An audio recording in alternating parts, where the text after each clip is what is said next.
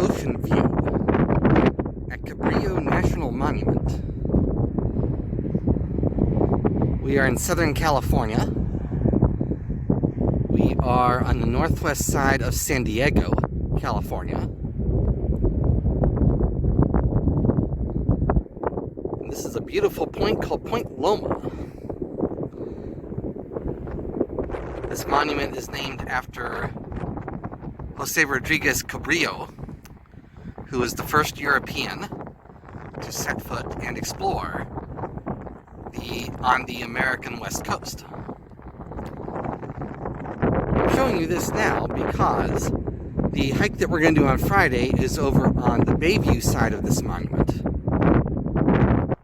It looks over into San Diego. That's where we're going to hike on Friday.